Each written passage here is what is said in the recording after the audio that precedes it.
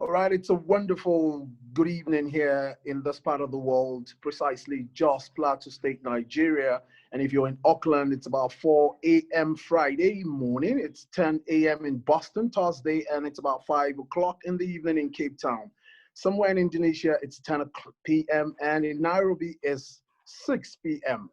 This is welcoming you to the IARJ dialogue on religion and the pandemic. We've had this very interesting conversation previously in Asia, North America, Europe, Latin America, and the Mediterranean.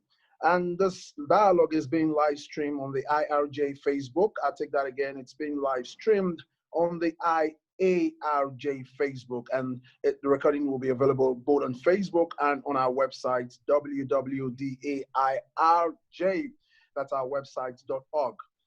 With me, I've got wonderful practicing journalists across the continent of Africa.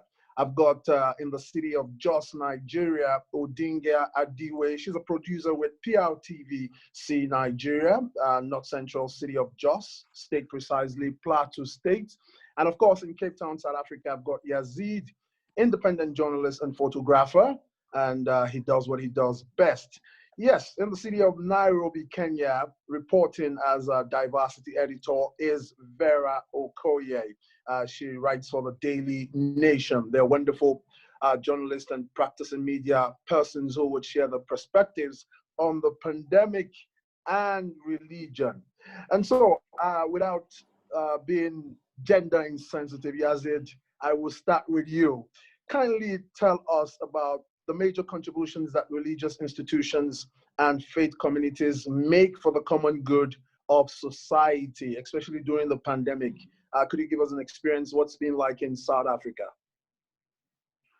Hi, and greetings from Cape Town. And as you mentioned, this is here in, it's just after 5 p.m. in Cape Town. And one thing that we have always had in Cape Town has been a very active religious community.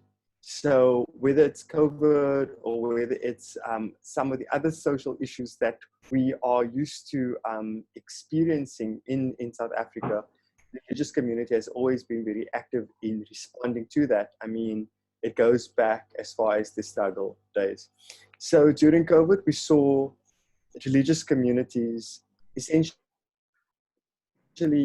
doing the good work of feeding people, making sure that faith-based, rather that people, irrespective of their faith, had food, and also that people were, kept spiritually, if I can say, not active, but spiritually inspired maybe. So because faith gatherings or religious gatherings were prohibited during lockdown, so people couldn't go to mosques and churches and synagogues and other places of worship. And what happened was that technology was, of course, used to also deliver sermons and communicate with people. So yeah, I mean, I think overall the faith-based communities in South Africa have a long history of responding to the needs of people, whether it's via encouraging people with spirituality or with feeding people or making sure that people have some of the other needs met. Thank you so very much, Yazid. Vera, what's the experience like in the big city of Nairobi? Just like Yazid has said, Kenyans are religious. Over 90% of us are subscribed to some religious affiliation, whether Christian or Muslim or the African traditional heritages.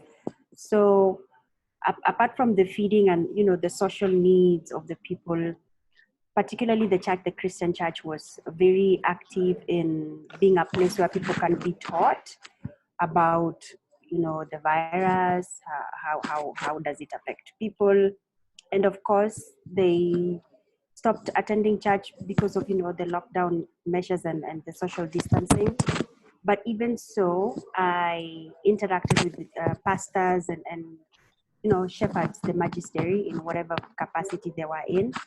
They did not stop making their calls, visiting their church members, and also realizing that people that just don't go to church because they want to know about God. The church is to some people, as much as we may disagree with it, it's a psychiatric place where they go and, you know, share their frustrations with church. So the church was particularly careful now that we are now physically distant, that they were able to make sure that those members of the church, particularly the old and people suffering from, you know, non-communicable diseases like cancers, who rely on the church to be a source of inspiration, that they did not lose that touch with Wow, their thank you. members. Yeah. Thank you so very much, Vera. I smiled when you said Kenyans are very religious people, and I'm sure Odinga would have a say on that. If Kenyans are 90% religious, Nigerians are 101% very religious people. Everyone's got a church in his house or has got a mosque in the house, and some other traditional religious practices. So, Odinga, what's been the experience in Nigeria? Okay, Charles, thank you so very much. Yazid, Vera, thank you so very much for your contributions. The stories is not different from what Yazid has said or Vera.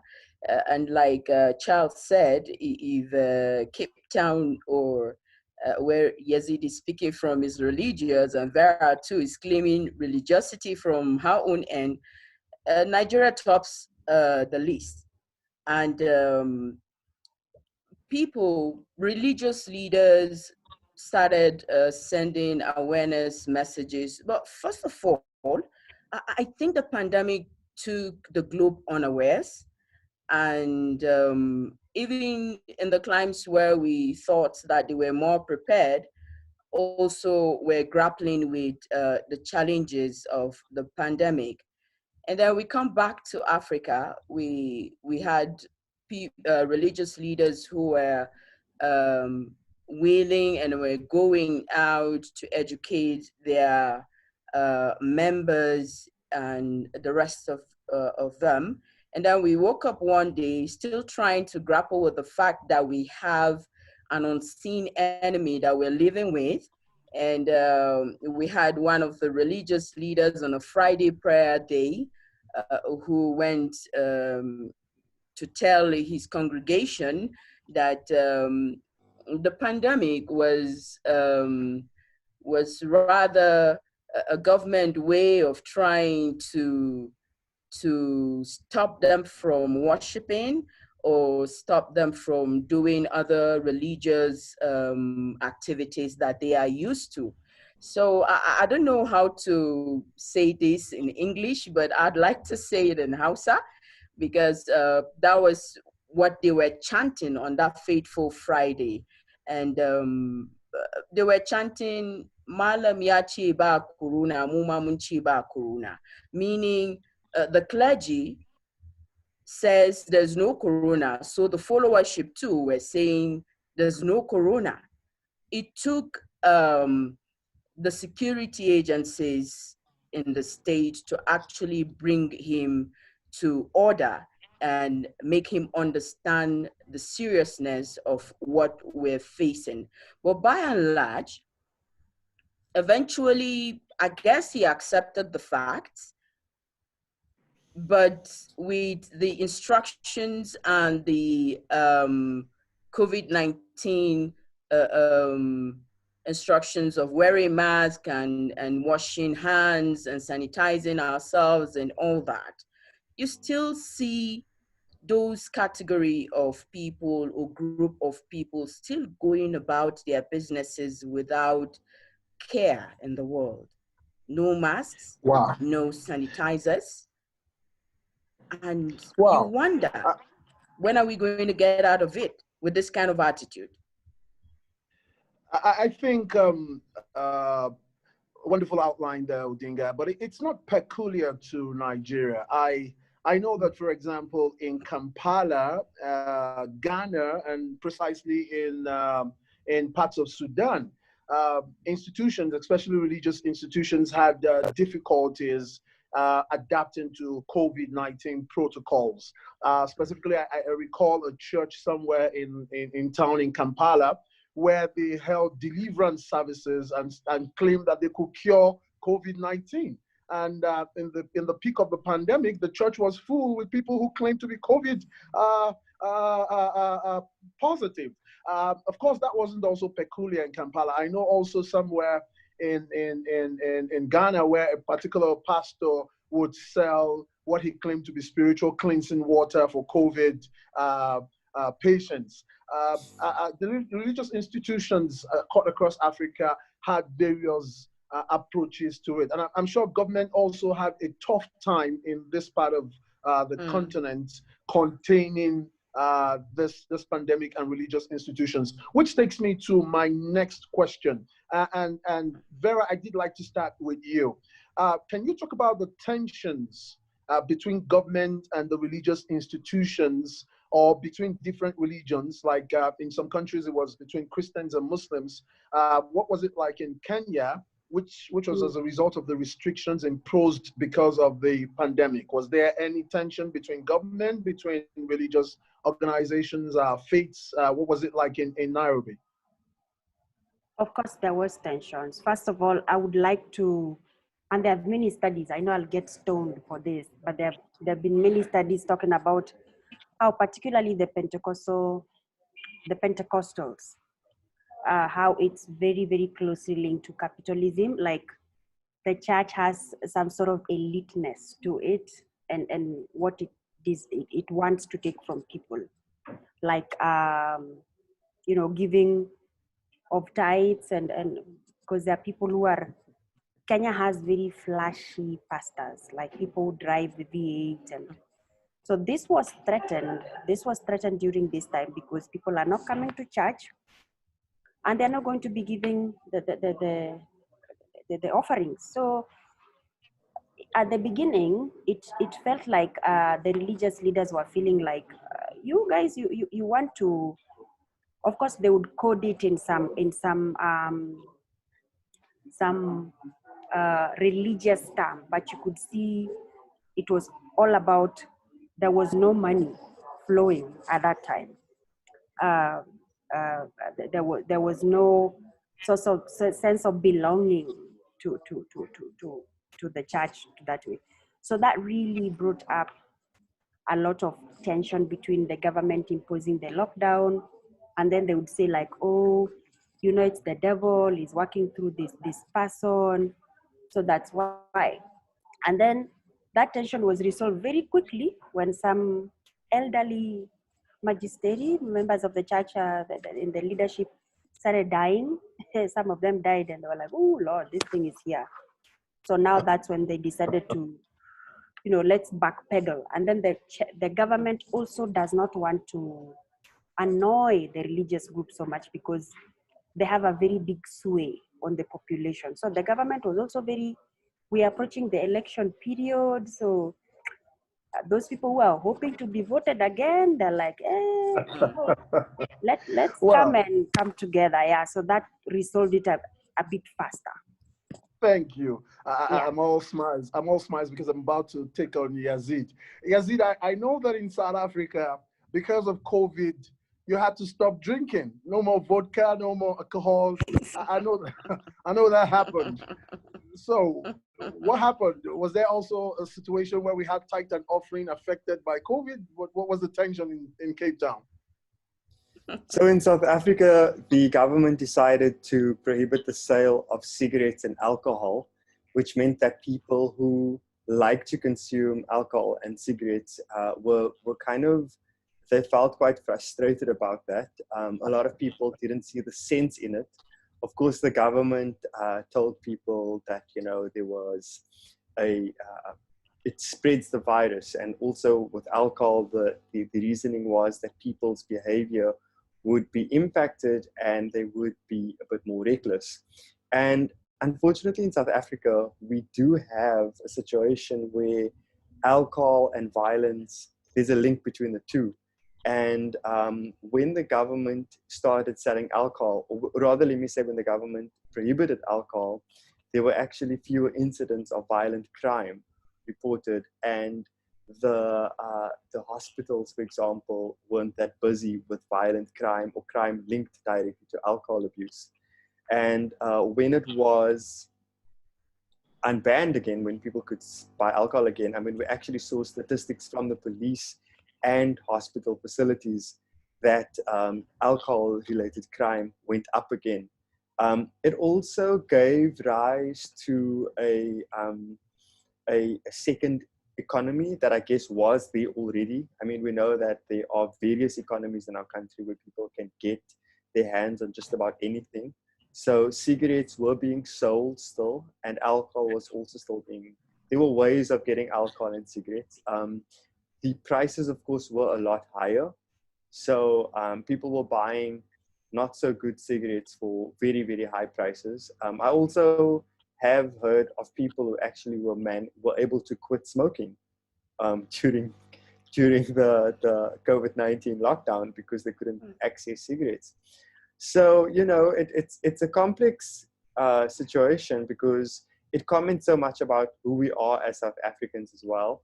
And COVID-19 definitely showed us a lot about, I guess, our society. Yeah, that's true. Odinga, what was the experience like in Nigeria?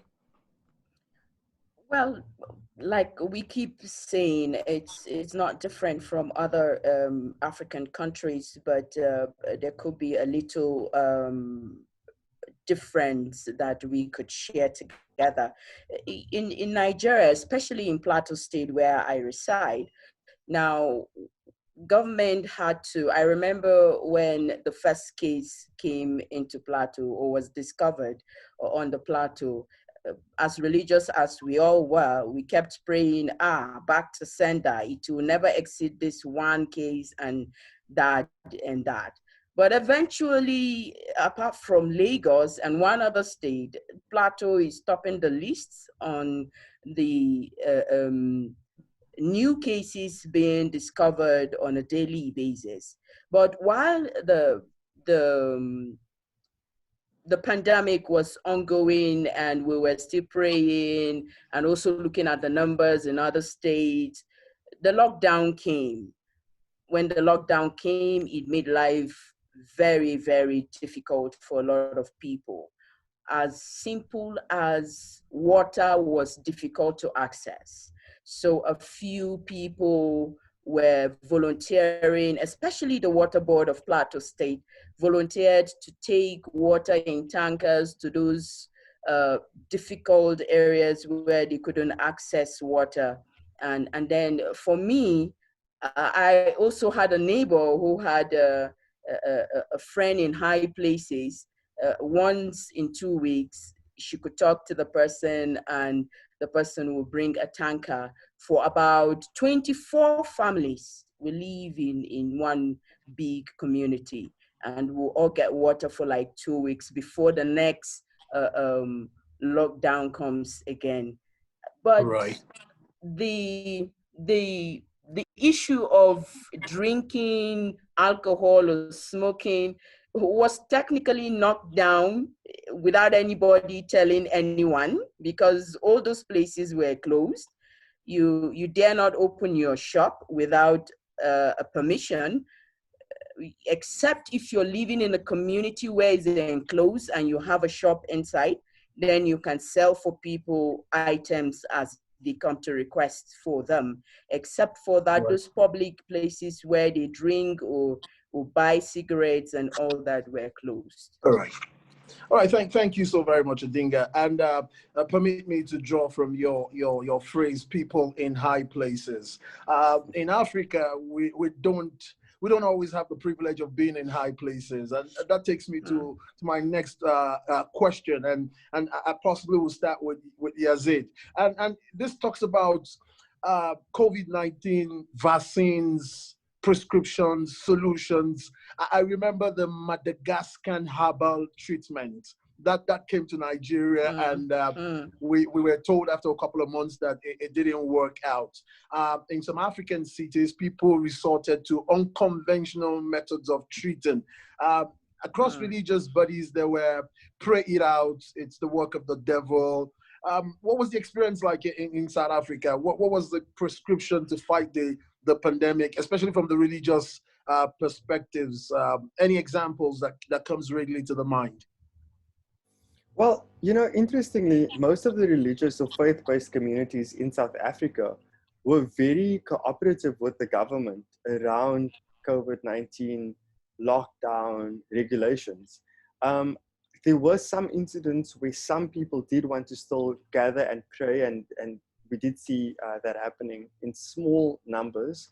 There were incidents here and there, but to a large extent, the faith-based communities in South Africa adhered to the lockdown regulations, and there weren't that many sort of, if I can say, stories coming out of local remedies for COVID-19. There was a lot of conspiracy theories, definitely. I mean, one of the biggest conspiracy theories, one of the biggest theories rather that people did share a lot was the idea of like 5G towers going up and the link between COVID and 5G. But that was something that was going on globally. It wasn't just something that we saw here in South Africa. I didn't really come across sort of like people selling remedies for COVID-19. There wasn't any special kind of soap or water or cleansing, anything being sold on the market.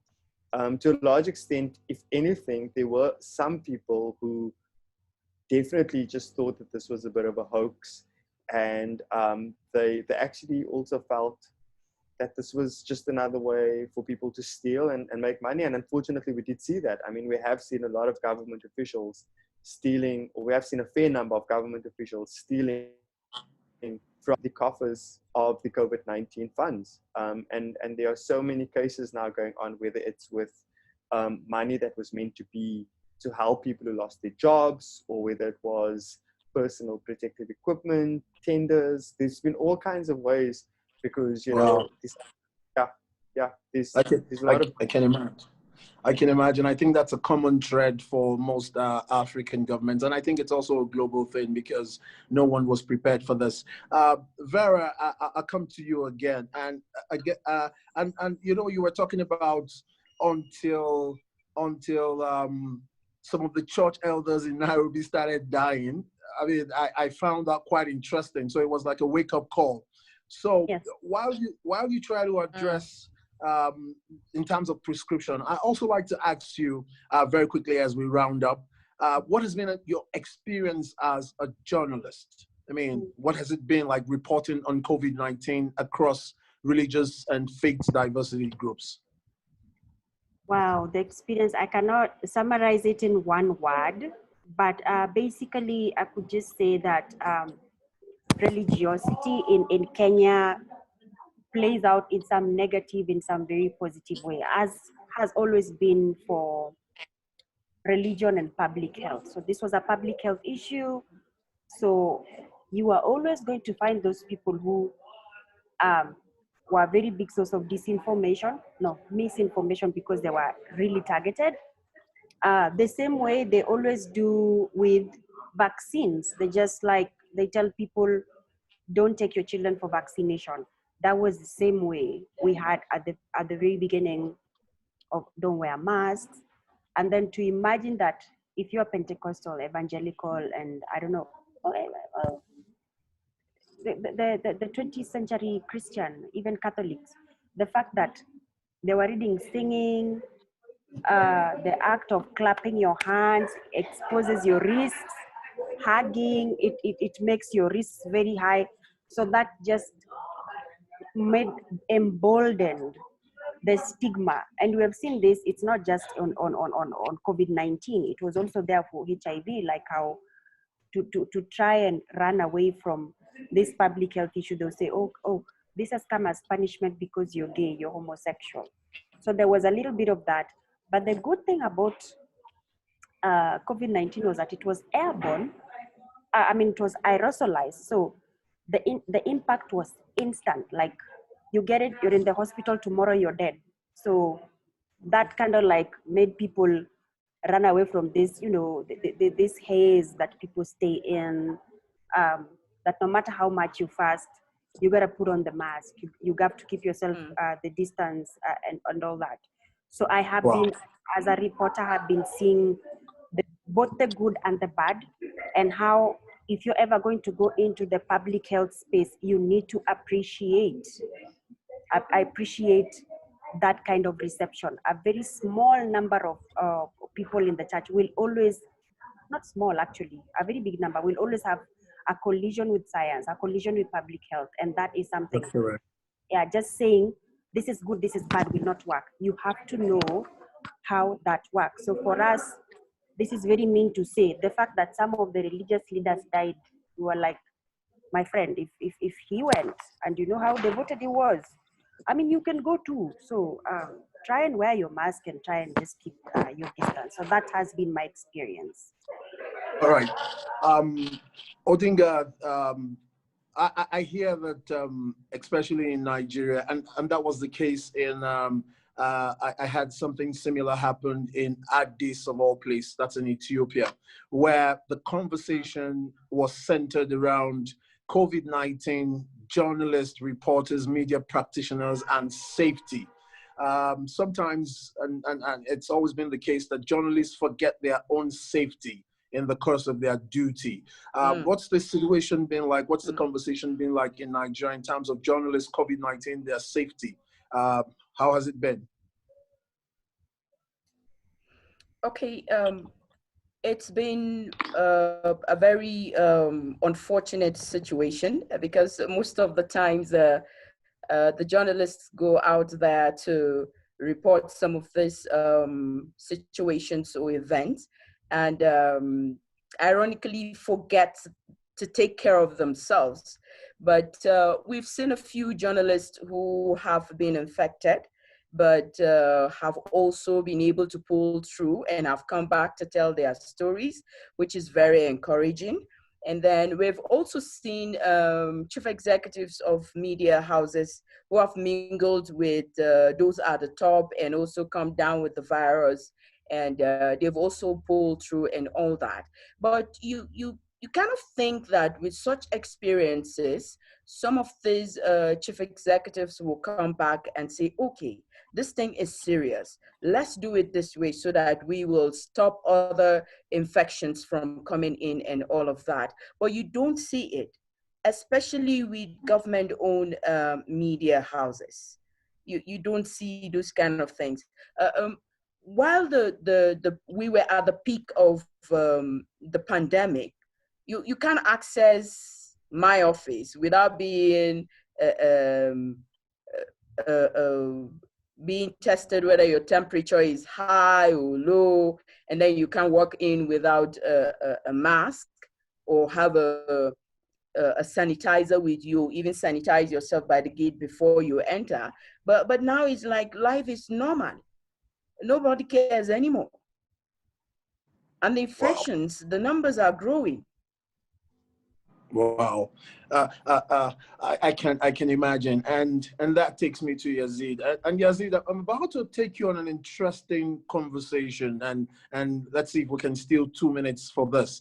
Yazid, you are a photographer, and pictures tell stories, and I mean, a lot of people, I know journalists who've never seen a ventilator or who don't even know how the tests are carried out. In terms of photos, what kind of sights did you see COVID-19? Mm-hmm. So visually, we had access to the temporary hospitals that had been set up in our city here in Cape Town. So I went to this massive sort of like warehouse space where there were just hundreds of beds being laid out for patients or potential patients, people who were going to, according to the numbers, people who were going to be infected with COVID and would not be able to recover when they are at home, because obviously when you tested positive, you need to be isolated. So there were these hospitals that were being set up. I had also gone to hospitals that had high numbers of infections of staff. I did not go into the hospitals, but I was outside and I interviewed, for example, somebody from one of the unions who talked about the situation inside the hospital. A big part of the story and a big part of our job was making the story or accessing the story for the benefit of our public, because a lot of governments have been very emboldened around the world because of COVID, making very unilateral decisions on behalf of citizens without any input from citizens, whether it comes to budgets, whether it comes to lockdown, whether it comes to just a whole range of things, right? So for me as a journalist, I met with politicians. Of course, I went around with the National Health Minister when he went to these temporary makeshift hospitals. I met with on numerous occasions with the Premier here of the Western Cape, the Western Cape government, which is the province or the state where I am in. They had received ventilators from a foreign government. So we went there, they showed us how the machines work. The visuals were also about the emptiness of our city. And that really got to me. I even started a project on Instagram. It was called #MissingYouCapeTown, because the streets were so empty, and I would take pictures with a sign that says "Missing You" in different parts of our city. And it was a way of keeping people connected through the visuals with the city. All these empty places, really feeling that our city was just not the same, you know? So, I mean, there was a lot. I mean, I do a weekly radio show. I did TV journalism, and I also did writing and photography for print newspaper. All right. Vera, do I have you there? Yeah. Vera, I like when you said something about the 21st century Christians. That's like the social media Christians, like you said. And for those of you who work as day-to-day reporters, the internet, social media was a very important component. Disinformation, misinformation, fake news. How did you cope with it as a journalist? How was it like in Nairobi? How was the rumor mongering spread across WhatsApp platforms? And like Yazid raised the issue of 5G. How did you cope? Oh, wow. That has always been there. And Kenyans, if KOT, they are called Kenyans on Twitter. They are very vicious. I don't want to say vicious. They are very active. Like they can bring diplomatic issues because of just tweeting. So this situation is where that also came alive, you know. But in this case, I was really, what can I say? Pleased that Kenyans came together for their own people, because our government, we have had massive corruption. All the money that was brought for us to respond to the COVID-19, people ate, even they sold even the free masks that came from Jack Ma. I'm telling you, Kenyans. So social media and that was to defend, but the disinformation and the misinformation was at the very beginning, where people were like, you cannot get this thing if you're young. And I suppose that vacuum was there because even the scientists themselves, who are, as opinion polls would show, are very respected. They are very respected members of the community in my country, but because they also did not have the answers, so it was easy for that vacuum to come in there. And then, of course, the church with the Lord is in control.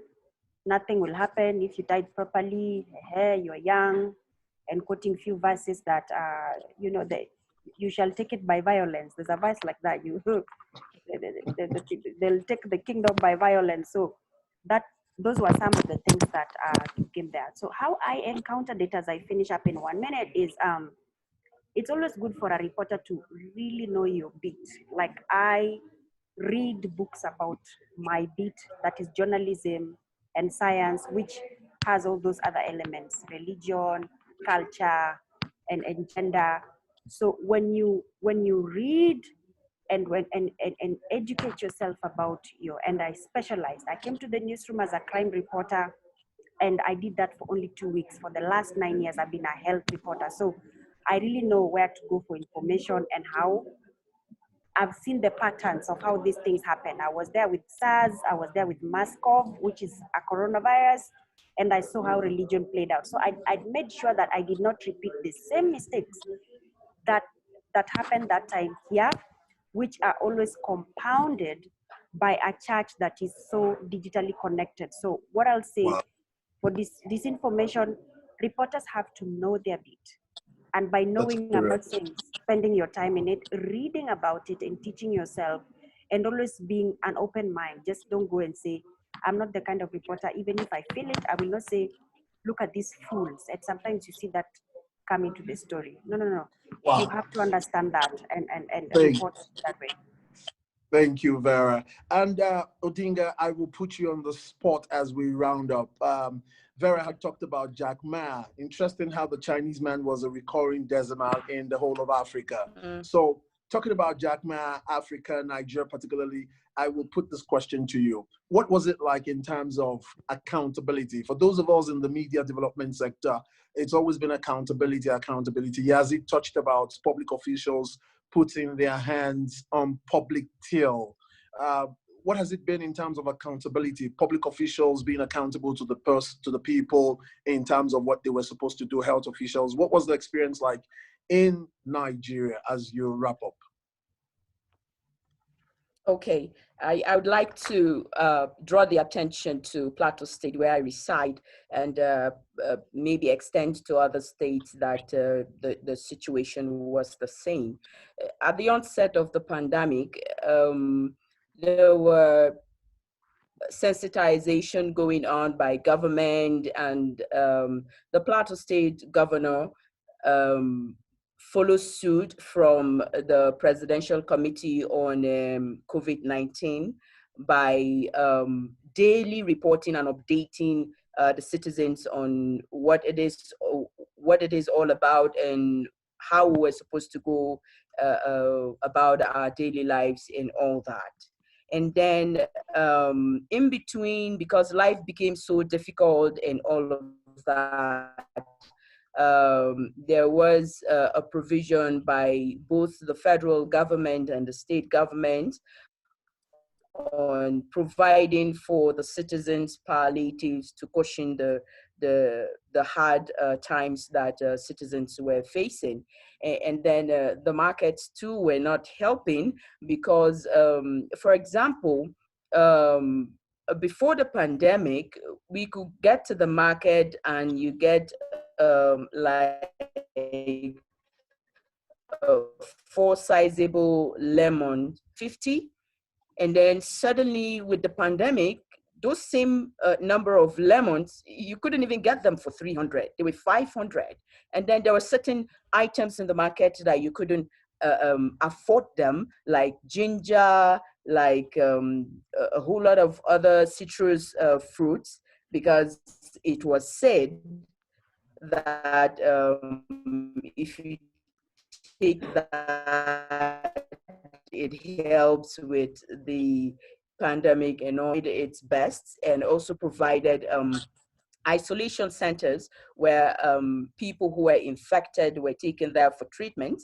Even though I never got to close to any of the isolation centers to see how good or bad it was, but there were stories coming out that some of those isolation centers were like, I don't know, they were not isolation centers, and people were being left to themselves. They were not attended to. That means the patients were being left to themselves. They were not attended to, and as we're seeing different in it. All right. Thank you. It's been wonderful. This is what we're going to do. I'm going to give every one of my wonderful panelists, you've done a yeoman's job, including the 2 wonderful ladies. So this is me being the classical headmaster timekeeper. So I'm going to give everybody 30 seconds on the count of go. Yazid, your final thoughts, 30 seconds.